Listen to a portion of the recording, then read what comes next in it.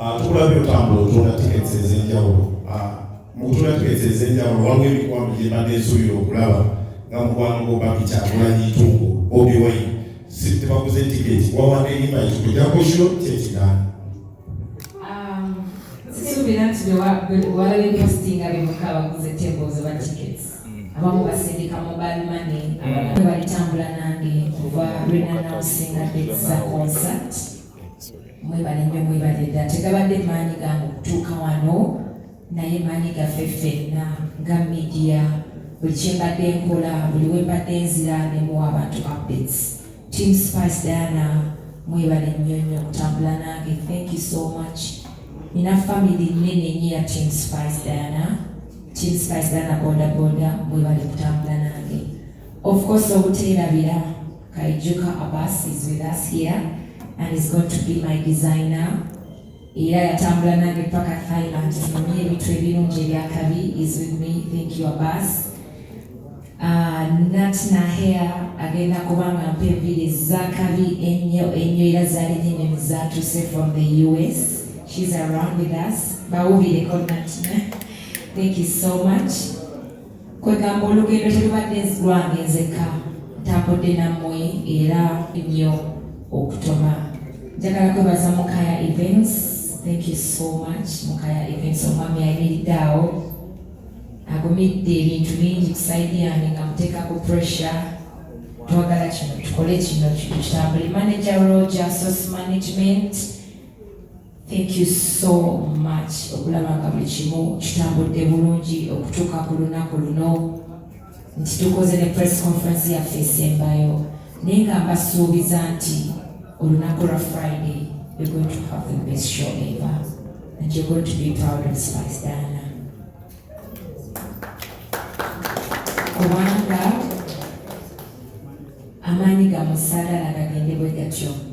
Buli muntu ali wano alina kyataddeko ku concert eno. Etegeeza kyamaanyi gye ndi.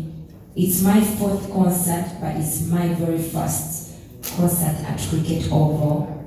Era mumanyi what Cricket Oval is like. Si kyekintu kyeweerijjako.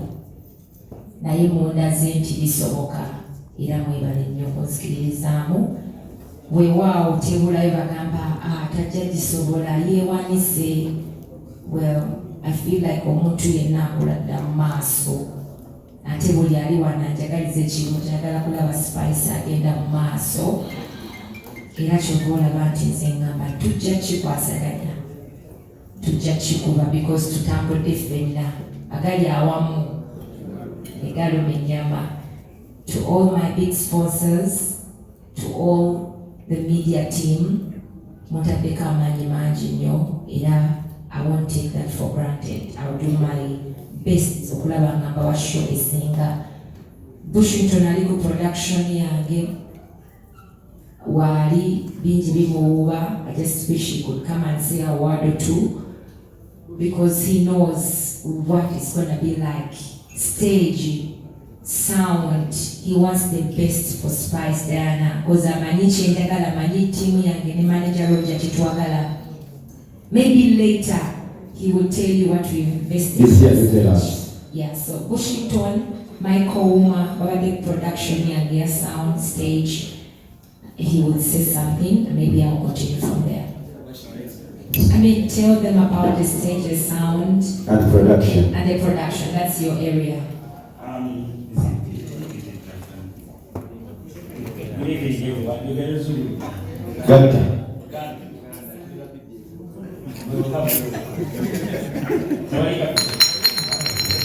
Okay, Amanda and Bushington, around the producer of Spice on Friday.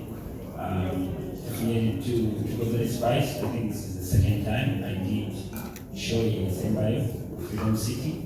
When I'm at Charlie, I think it was a good show, not so. This time around, together, I think, and Lundi enough, sing of Wakola, we've tried to do the biggest stage ever in Uganda, and I believe it's made about 1 now. We've tried to recruit a good team, which you do. So, Sagara probably I mean to mugane kujja njagala mujje mirabe really put up twatandika think rehearsals production twatandikikola mu September last year. Every day we've been here until Friday. We've been really cooking this event.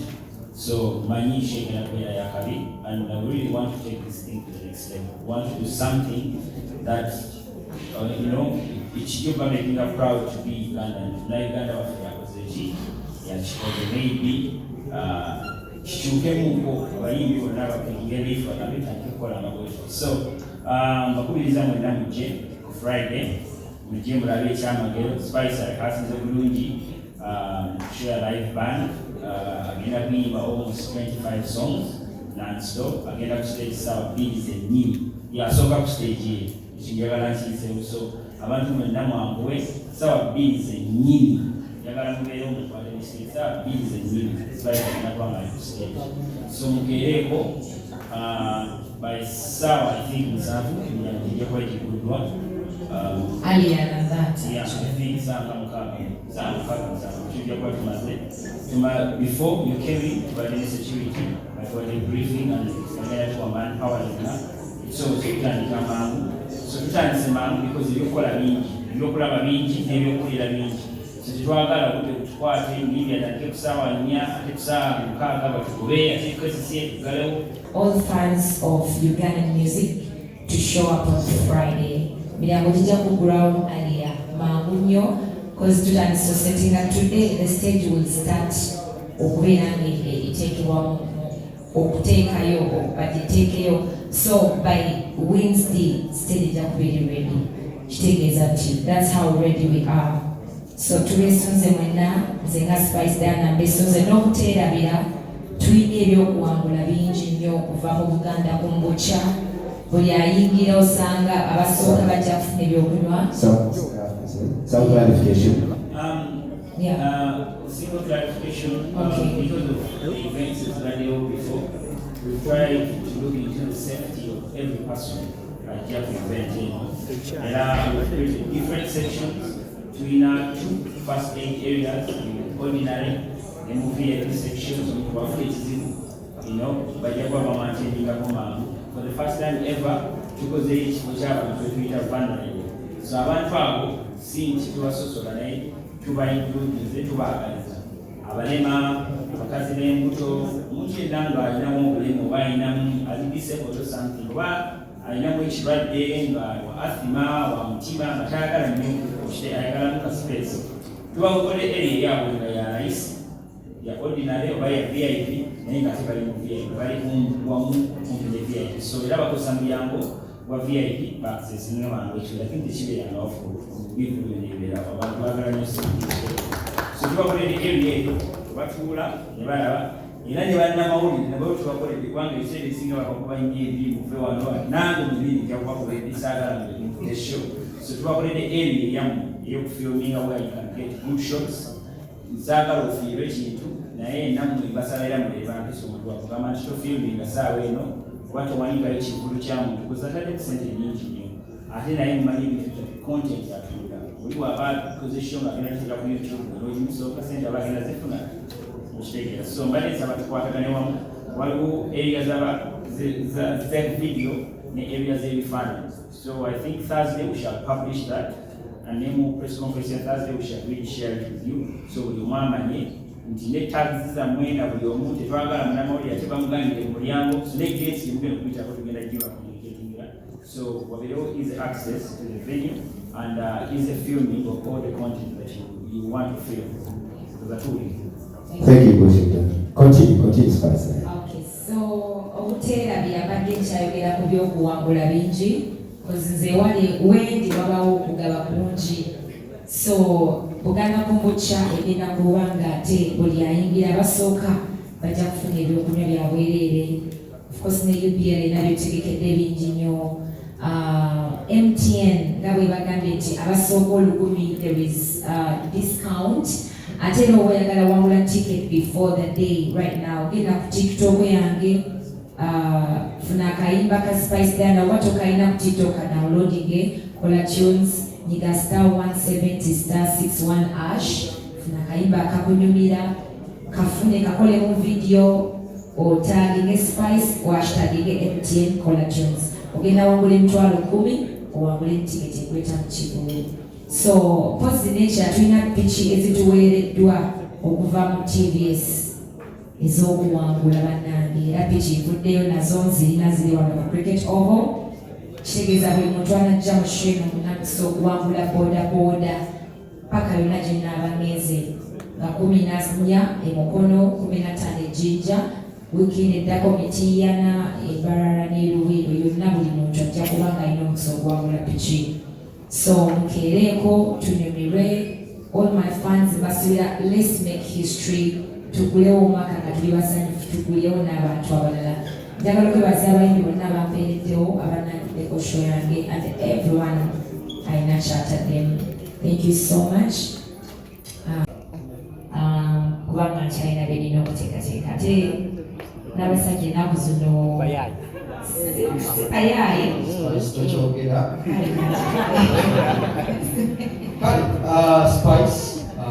Spice ng'omuyimbi azze kuwagira Ugandan music ali welcome.